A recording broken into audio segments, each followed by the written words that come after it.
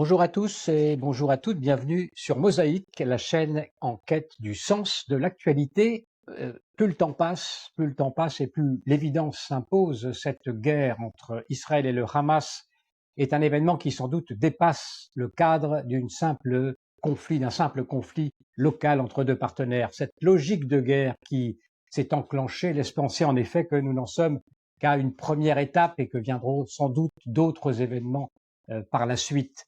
En fait, il faut sans doute replacer tout cela dans un cadre plus large, donc un conflit peut-être mondial au total qui impliquerait de grands blocs civilisationnels, le monde chiite conduit par l'Iran, les pays arabes sunnites avec le Qatar et l'Arabie saoudite, et puis au sens large évidemment l'Occident, les États-Unis et l'Europe. Bonjour Ephraim Herrera. Bonjour. Alors, c'est dans ce contexte donc plus large qu'on va parler avec vous de la situation. Je rappelle que vous êtes un spécialiste de l'islam. Dans de précédentes vidéos, vous nous avez expliqué que pour bien comprendre les enjeux de la situation actuelle, il fallait ne pas oublier la stratégie globale de l'islam politique qui constitue en fait la toile de fond finalement de cette confrontation en cours. Alors, je vous pose la question simple, si je puis dire, en tout cas dans la formulation de la question. Au-delà de Gaza, à quel conflit avons-nous affaire? Oui, effectivement, depuis le 7 octobre, depuis le massacre qui a été perpétré face à la bande de Gaza en Israël, Israël est en guerre sur deux fronts principaux. La bande de Gaza d'une part et contre le Hamas, et n'oublions pas le Liban contre le Hezbollah. Parce qu'il faut observer qu'il y a des villages qui ont été dépeuplés complètement dans le nord d'Israël, certains en partie détruits, leurs maisons détruites par le Hezbollah. Et la question qu'on peut se poser, c'est comment est-il possible que ces deux organisations islamistes, l'une sunnite, le Hamas, et l'autre chiite, le Hezbollah, ont de telles quantités d'armes qui leur permettent aujourd'hui de se mesurer à Israël, une des armées les plus puissantes au monde, depuis plus de 100 jours. Si on analyse les biens de la bande de Gaza, c'est une population pauvre. Elle n'a pas les moyens de se fournir en armement et en formation avec ses biens propres. Et de la même manière, le Liban est un des pays vraiment dans une crise financière terrible. Les rapports de l'UNICEF, par exemple, montrent que 80% des Libanais vivent sous le seuil de la pauvreté, avec moins de $6 par jour. Comment est-il possible qu'ils aient plus de 100 000 roquettes et missiles et qu'ils puissent donc menacer Israël et faire que des dizaines de milliers d'Israéliens ne puissent plus habiter chez eux? La question est, donc, au niveau le plus évident, d'où vient cette aide matérielle au Hezbollah et au Hamas? Et la réponse est éclatante.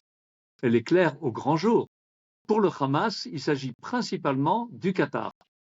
Le Qatar, c'est le principal soutien du Hamas. La preuve en est, c'est que les dirigeants politiques du Hamas vivent très richement d'ailleurs au Qatar. Qu'est-ce que c'est que ce pays, le Qatar? Le Qatar, c'est un petit pays, vraiment tout petit, des pays du Golfe, qui a 2,5 millions d'habitants, dont seulement 300 000 sont citoyens. Seulement 300 000 sont citoyens. Les autres sont exploités de manière éhontée. De quoi il vit? Du gaz liquide qu'il exporte, principalement vers l'Europe. C'est le deuxième exportateur après les États-Unis. Et le Qatar, c'est un pays sunnite ou wahhabite qui prône l'islam politique, comme il l'enseigne d'ailleurs dans ses écoles. Et c'est le principal soutien des frères musulmans dans le monde. Partout dans le monde, y compris en France, où ils financent des mosquées. Leur but est très clair, faire régner l'islam sur le monde, tant au niveau politique que juridique. C'est le but énoncé clairement d'ailleurs par le cheikh Qaradawi, qui était jusqu'à pas longtemps le maître spirituel de tout l'islam sunnite en fait, et qui vivait au Qatar principalement. Il disait que si par exemple face à la France, face à l'Europe, par deux fois l'islam a été mis en échec, tous les tout petits Français c'est qu'en 1732 ils ont été arrêtés par Charles Martel, on sait moins qu'en 1683 ils ont été arrêtés aux portes de Vienne. Et ce que dit Qaradawi, c'est qu'il va se produire un fathun silmiyun, une victoire par biais de la paix, en conquérant l'Europe par l'appel à l'islam une population élevée en Europe, et donc ils soutiennent clairement un combat pour arriver à la domination du monde par l'islam. Et Israël Alors est le ça c'est du premier côté point. du Hamas. Oui. Ça, c'est du côté du Hamas, qui est soutenu par le Qatar. Et le Qatar a aussi, par exemple, une influence Voilà. médiatique énorme par le biais de Al Jazeera. Al Jazeera qui enseigne au monde musulman entier, en France comme partout ailleurs, une famille musulmane normale regarde Al Jazeera. Et on leur enseigne là-bas qu'il n'y a pas eu de massacre. Ou bien que ce massacre était légitime. Les deux viennent en même temps. Et qu'Israël est l'offenseur, le colonialiste, etc. Et le Qatar finance les universités européennes, finance les universités américaines, et l'Europe dépend du gaz liquide dont ils vivent, et ils soudoient des politiciens, comme on le sait, il y a eu déjà plusieurs procès. Et que fait Israël dans ce cas, face au Qatar, qui a une vue double de supprimer l'État d'Israël parce que c'est conforme au djihad, vu qu'on occupe une terre qui appartenait à l'islam? Alors, il envoie de l'argent à la bande de Gaza. Et Israël accepte. Et c'est comme ça que pendant des années, le Hamas a pu se fournir en armement, a pu fabriquer tous ces tunnels qui lui permettent de mener une guerre depuis plus de 100 jours sans qu'on arrive à l'écraser complètement. Et non seulement ça, mais ce pyromane de Qatar réussit à proposer ses services de pompiers pour libérer les otages. Donc on a une face à un problème fondamental qui est le premier, c'est le Qatar. En ce qui concerne le Hezbollah a prêté allégeance au Wali el-Faqih, au dirigeant iranien. Et donc, c'est une branche chiite qui est au Liban. Les liens entre le Liban et l'Iran datent de plus de 500 ans maintenant. Le but de l'Iran est de faire régner l'islam, et cette fois-ci l'islam chiite, sur le monde. C'est ce qu'explique bien Khomeini. Et la première étape, une étape fondamentale, c'est de se débarrasser de l'État d'Israël avec ses Juifs. Comme l'exprime très bien Khomeini, il l'a dit déjà dans les années 70 dans son livre Hukuma Islami. Il ne le fait pas directement. Toute la politique de l'Iran est d'agir par proxy. Et ces proxys agissent partout dans le monde. Ce n'est pas uniquement au Liban face à Israël, c'est au Liban face à la Syrie, c'est en Syrie, c'est en Irak, c'est en Amérique centrale, en Amérique du Sud, c'est en Afrique. C'est partout que l'Iran étale sa toile d'araignée pour réussir à faire en sorte que sa domination sur le monde se réalise. Par exemple, vous avez les Houthis, le Yémen. Le Yémen n'a aucune frontière avec Israël, nous n'avons aucun conflit économique ou politique ou quel qu'il soit avec le Yémen. Et malgré tout, les Houthis, ce qu'on appelle les Houthis, sont au service de l'Iran. Et vous savez quelle est leur devise? Leur devise est la suivante: Allahu Akbar, Allah est le plus grand. El maut li Amerika, la mort à l'Amérique. El maut li Israël, la mort à Israël. El la'ana ila el Yahoud, la malédiction d'Allah sur les Juifs. El nasr li l'Islam, la victoire à l'Islam. Donc voilà le proxy qui aujourd'hui ferme le Bab el-Mandab et qui empêche d'ailleurs les marchandises d'arriver en Europe. Aujourd'hui, le canal de Suez ne sert plus à rien.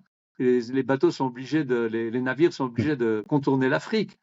Donc on a une menace terrible, et cette menace. Pardon, allez-y.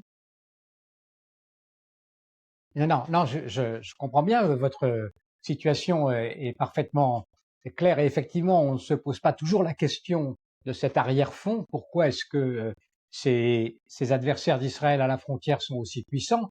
Mais je voudrais quand même là vous poser une question, j'allais dire, par rapport à la guerre aujourd'hui.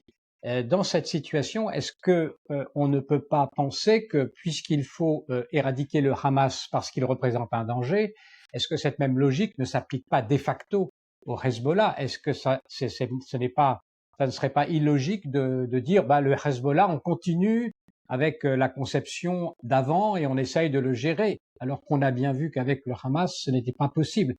Ma question est donc de savoir, est-ce que l'élargissement au front nord n'est pas quelque chose aujourd'hui d'inévitable, comme l'a plus ou moins laissé entendre le chef d'état-major hier, en disant qu'en tout cas le risque était plus grand qu'avant? Ah oui, c'est une guerre qui est inévitable et surtout qu'il ne faut pas éviter. Parce que, comme l'indiquait très bien Machiavel au début de son livre Le Prince, ce qui a fait la gloire de l'Empire romain, c'est que quand il y a un problème qui est apparu n'importe où dans l'Empire, ils l'ont traité tout de suite. Si on s'était occupé du Hezbollah tout au début, on ne serait pas dans une situation dans maintenant où il a plus de 100 000 missiles et roquettes, tout orientés vers Israël, dont certaines très précises, avec des forces spéciales qui peuvent arriver et prendre des villages et qui représentent un danger terrible pour Israël. Donc effectivement, il n'y aura pas d'autre solution, ne serait-ce que pour faire rentrer chez eux les habitants du Nord qui n'auront même plus de chez eux pour rentrer, mais au moins qui peuvent retrouver leur terre de laquelle ils ont été chassés. Mais le point fondamental Est-ce à que- bien marquer, c'est que tant le Qatar que l'Iran, que les Houthis, que le Hezbollah, leur message est très clair au monde entier. Ils disent, vous savez pourquoi nous vous causons des problèmes? C'est parce qu'Israël existe. Enfin, dit dans leur langage, c'est parce qu'Israël fait la guerre dans la bande de Gaza. Laissez tomber Israël et puis vous verrez que tout s'arrange. On oublie le vieux proverbe musulman qui dit qu'après le samedi vient le dimanche.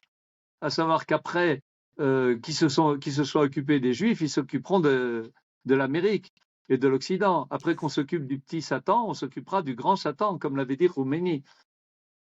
Donc, de fait, il faut montrer Alors du doigt. justement, est-ce que quand même il n'y a pas, oui, mais est-ce qu'il n'y a pas tout de même là, j'allais dire, une guerre entre eux également, entre ces deux branches dont vous avez parlé, qui finalement pourraient entraver cette action, s'entraveraient eux-mêmes, on va dire. C'est une faiblesse à l'intérieur de ce mouvement global Absolument, de c'est une l'islam. faiblesse. Le cher Kardawi que j'ai cité tout à l'heure avait proposé aux chiites un cessez-le-feu, entre guillemets, en disant vous ne ferez pas de prosélytisme chez nous, nous ne ferons pas de prosélytisme chez vous, et en attendant, on va s'unir contre l'ennemi commun.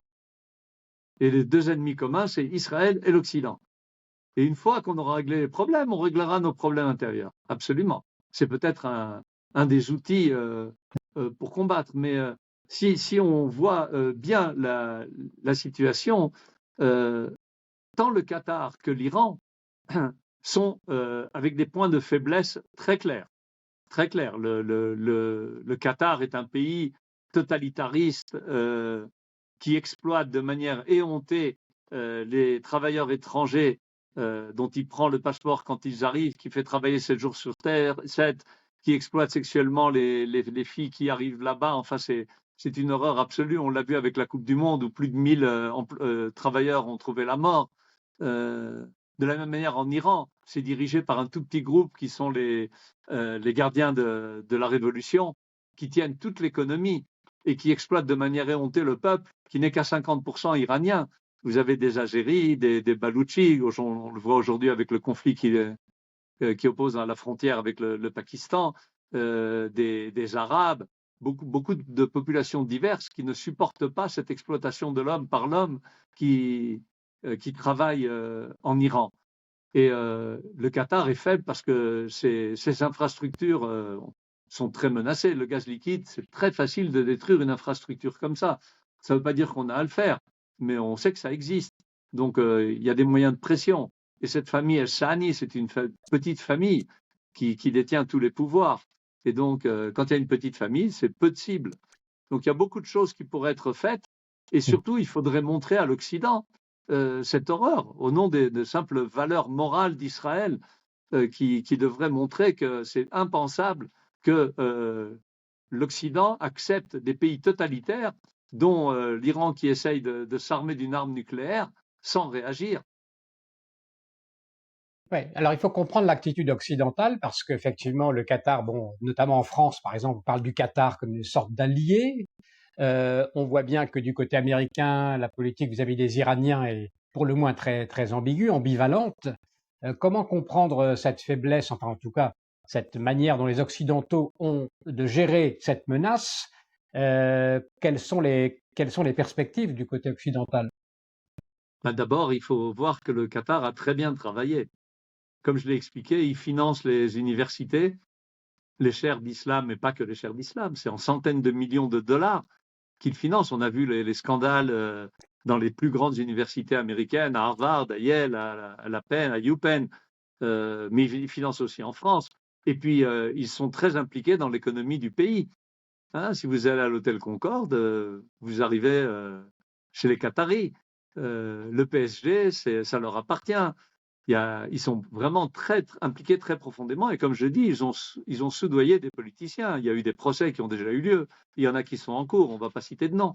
Donc, ils agissent en profondeur dans un Occident qui comprenne parfaitement face à un Occident qui ne comprend pas, qui n'arrive pas à comprendre et à saisir la dimension religioso-politique du conflit et les visées à long terme du Qatar et d'autres pays d'ailleurs islamiques, et qui représente un vrai danger, un danger profond pour l'Occident. Ça, c'est à mettre en valeur. En plus, vous avez un autre point. Biden a été très clair.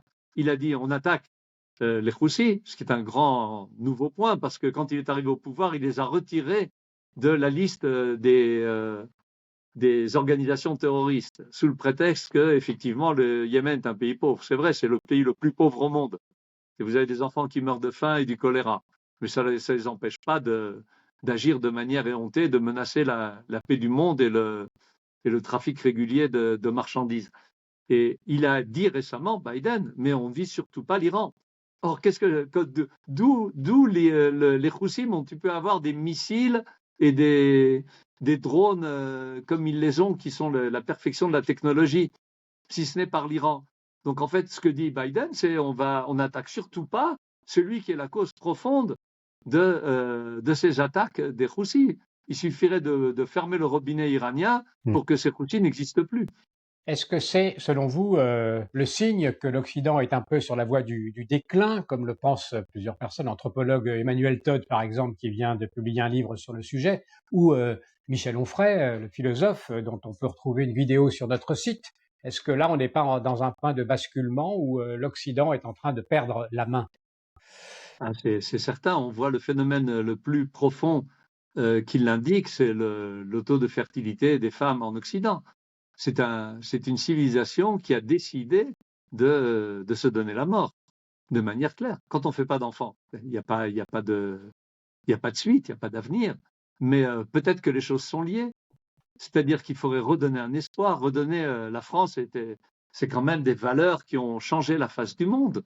Ces idées de liberté, égalité, fraternité, respect de l'autre, pensée logique, cartésienne, faire avancer l'humanité, donner le bien, pour faire avancer la médecine, etc. Pasteur, je sais, c'est tellement de choses si importantes et si fragiles d'ailleurs, et on peut redonner l'espoir à ces civilisations en montrant le génie qu'elles ont et ce qu'elles peuvent continuer à apporter au monde. Maintenant, si elles ne le veulent pas, elles ne le veulent pas. Ce sera leur choix. Mais nous avons le devoir de le dire, qui nous écoute ou non. Alors, on va parler un petit peu d'Israël. Selon vous, vous nous avez tracé un schéma global, donc des menaces avec les sunnites, les chiites. Selon vous, quelle est la meilleure stratégie aujourd'hui pour Israël, un pays qui semble à la fois cerné de toutes parts et qui en même temps a sans doute des marges de manœuvre pour agir et pour sortir de ce grand choc des civilisations? D'abord, c'est de regarder la réalité en face. Tant qu'on ne veut pas regarder la réalité en face et qu'on ne veut pas considérer les dimensions riches et diverses du problème, mais surtout la dimension islamique, alors on ne pourra pas résoudre le problème. Ça, c'est un premier point. Deuxième point, on a délaissé la politique qui était la politique constante de Ben Gurion. Les guerres n'ont pas lieu à l'intérieur de notre territoire. Jamais. Autre point de Ben Gurion, nous avons l'initiative, pas l'ennemi. Donc maintenant, si on ne reprend pas ces 3 points, on ne pourra pas sortir vainqueur de ces conflits. Pour sortir vainqueur d'un conflit, il faut être conscient de qui sont nos vrais ennemis, comment on peut les écraser, les battre, les réduire à rien et poursuivre la construction de ce pays magnifique qui est un miracle après 2000 ans. Alors, si on parle de l'état d'esprit de l'opinion israélienne, on a vraiment l'impression qu'il est en train de se modifier, cet état d'esprit, relativement aux questions de sécurité. En tout cas, c'est ce que nous expliquait récemment Or Isachar sur Mosaïque. Ce qu'on appelle en Israël la conceptia qu'on peut peut-être traduire en français par l'idéologie dominante, la croyance que l'on peut se permettre de ne pas s'occuper véritablement des menaces qui pèsent sur le pays parce qu'on pense qu'on peut les maîtriser. sans y faire face véritablement. C'est une sorte de dôme de fer conceptuel, cette conceptia. Elle a implosé avec le 7 octobre, manifestement, Ephraim Herrera, et maintenant les Israéliens ne peuvent pas faire autrement que de voir la réalité, comme vous dites, en face. Alors, est-ce que ça va pas, c'est pas un élément qui est en train de changer fondamentalement, tel que vous le percevez aujourd'hui dans le pays? Je ne crois pas qu'elle ait implosé. Je crois qu'elle n'a pas changé. C'est-à-dire qu'on a continué avec une conception réductionniste, où la dimension matérielle et la dimension géopolitique sont les seules dimensions qui interviennent et dont on tient compte. Et on a vu ça, par exemple, ces derniers jours, où l'armée s'est retirée du centre de la bande de Gaza. Le lendemain, le Hamas a continué à tirer sur Israël. C'est quand même impensable. Et ils ont essayé de faire rentrer chez eux les habitants qui sont dans la proximité de la bande de Gaza, alors qu'on continue à tirer des roquettes sur ces villages. Donc finalement, ce qui se passe, c'est que le refus de la population et le refus d'accepter les conséquences de cette conception, qui dit on va pouvoir négocier avec le Hezbollah, on va pouvoir négocier avec le Hamas, on va arriver à un modus vivendi. Vous avez toute une partie des politiciens israéliens qui disent il faut faire revenir l'autorité palestinienne à la bande de Gaza. Ça, c'est la conception de Sissarid, c'est la conception de Meretz et du Parti travailliste aujourd'hui. Alors qu'en fait, on a vu que pas plus tard qu'hier, les Gdoudei Halal al-Aqsa ont commis des attentats. Les Gdoudei Halal al-Aqsa font partie du Fatah, font partie c'est la branche armée de l'autorité palestinienne, qui n'a pas condamné, Mahmoud Abbas n'a pas condamné explicitement les massacres du 7 octobre. Et parmi ces ministres, il y en a qui, au contraire, on en fait la louange. Donc, on a un vrai problème où la conception fondamentale n'a justement pas implosé. Et ça, il est très important de mettre au grand jour ces racines et les buts de l'ennemi qu'on ne veut pas regarder. Alors, vous dites peut-être ça pour l'élite ou l'ancienne élite. Peut-être que dans le peuple, quand j'allais dire dans l'opinion, les choses sont un peu différentes ou pas forcément. Ben, c'est très difficile pour l'opinion de savoir, vu qu'on ne transmet pas ce savoir. Personne ne sait que le Qatar finance de manière tellement éhontée le Hamas et dont le but du Qatar est la domination politique du monde. C'est pas pour rien que l'Arabie Saoudite et d'autres pays du Golfe ont déclaré les frères musulmans comme étant une organisation terroriste. C'est clair, eux, ils comprennent que leur but va être de supprimer l'Arabie Saoudite et d'autres pays, et qu'ils représentent une menace pour les notions de frontières à l'intérieur du monde musulman. Et ça, c'est une chose qu'il faut expliquer aujourd'hui en Israël, parce que ces dimensions ne sont pas traitées. On n'en parle pas. On parle de la force militaire, on parle de la psychologie de Sinoir, on donne toutes sortes d'éléments qui sont vrais d'ailleurs, et il faut en tenir compte. Mais la dimension fondamentale, le but visé par l'ennemi, on n'en parle pas. Je vous donne un exemple. Par exemple, le Hamas, dès la fin des années 80, a posé la question, si Allah aime tellement les musulmans, pourquoi il a fait en sorte que tous les juifs reviennent sur cette terre? Leur réponse, c'est parce qu'on pourra les exterminer de manière plus facile sans avoir à les chercher aux quatre coins du monde. Ça, c'est le but du Hamas. Pour eux, la guerre eschatologique sera une guerre qui opposera les musulmans aux juifs et ils tueront tous les juifs. Donc, ce n'est pas pour rien qu'il y a des massacres comme on les a vus. Ce ne sont pas des nazis, ce sont des gens qui ont une conception islamiste fondamentale, orthodoxe, et qu'ils mettent en pratique aujourd'hui. C'est des choses qui sont difficiles à dire et encore plus difficiles à entendre. Effectivement, cela dit, ce qui est aussi clair, c'est qu'Israël ne peut pas faire face à toute cette menace, j'allais dire mondiale d'un coup, donc elle est obligée de trouver des stratégies. Est-ce que, par exemple, l'alliance avec le monde sunnite contre le monde chiite était une bonne chose pour Israël, tel que semblait être le signe des accords d'Abraham notamment? Oui, effectivement, c'est déjà un pas en avant, mais j'ai regardé les livres scolaires de l'Arabie Saoudite 2022-2023. Alors, il y a plein d'éléments antisémites qui ont été retirés. Plein. Mais je vais vous donner la liste de ce qui reste. Les Juifs sont des falsificateurs, arrogants, menteurs. On efface l'Holocauste. On ne figure pas sur les cartes géographiques dans aucun des manuels. Nous sommes définis comme un Jaish el-Ikhtilal, une force d'occupation. Il faut libérer Jérusalem des mains des Juifs. Il faut soutenir la cause palestinienne. Les sionistes ont voulu brûler Al-Aqsa. Acre fait partie de la Palestine. D'accord, donc et la guerre des 6 jours a été faite pour agrandir Israël. C'est une initiative israélienne. Et on a une politique claire de gouvernement d'arracher les oliviers des Palestiniens. Ça, c'est ce qu'on enseigne aux enfants saoudiens. Alors, moi, je suis pour qu'on fasse des accords avec les Saoudiens. La raison pour laquelle ils font des accords avec nous, c'est parce qu'ils ont très, très peur de l'Iran. Comme vous l'avez indiqué, il y a une guerre interne profonde qui date depuis la mort de Mohammed entre les chiites et les sunnites, qui est le véritable islam. Et donc, effectivement, ça se pose et on a un intérêt géopolitique à faire des accords avec les sunnites.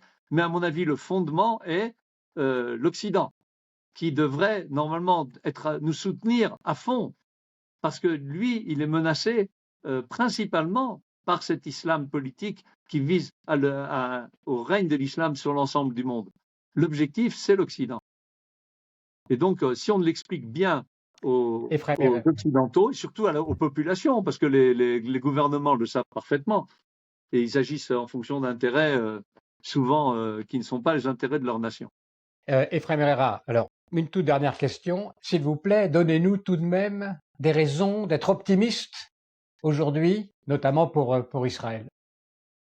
Je pense que d'abord, Israël est un miracle en soi dans ce qu'on a réussi à faire en 70 ans ici, et qu'on a vu l'héroïsme, et on le voit tous les jours, l'héroïsme des soldats. Aujourd'hui, vous avez des soldats qui ont dit vous voulez nous libérer de nos périodes de réserve? Non, on veut rester parce qu'on veut en finir avec le Hamas.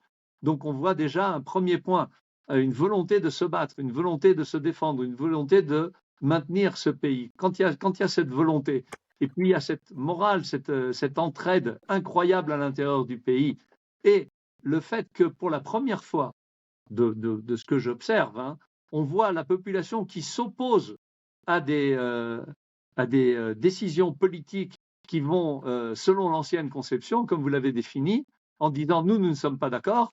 Je donne un exemple, à Foula, quand le ministre de la Défense israélien a dit qu'on va refaire rentrer des Palestiniens travailler parce que sinon les pauvres ils vont faire des attentats, comme s'ils avaient besoin de travailler ou pas pour les faire.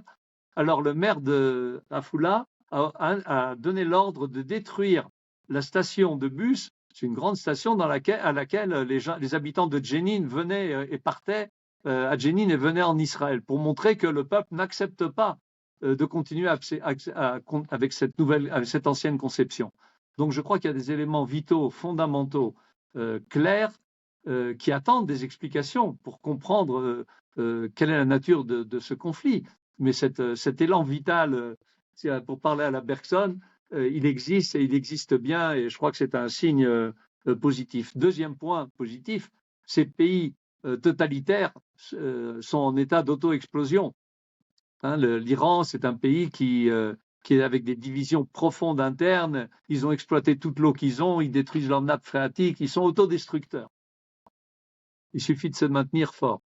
Merci beaucoup Efraim Herrera, notamment pour cette conclusion, en plus de toutes les analyses que vous nous avez apportées. On remercie Daniel Kakoun, merci à tous pour votre attention et pour votre soutien. Alors vous pouvez évidemment vous abonner à Mosaïque, et pour recevoir nos prochaines vidéos, il ne faut pas oublier d'activer la cloche de notification qui donc vous fera parvenir directement les vidéos. À bientôt, merci beaucoup, à bientôt sur Mosaïque.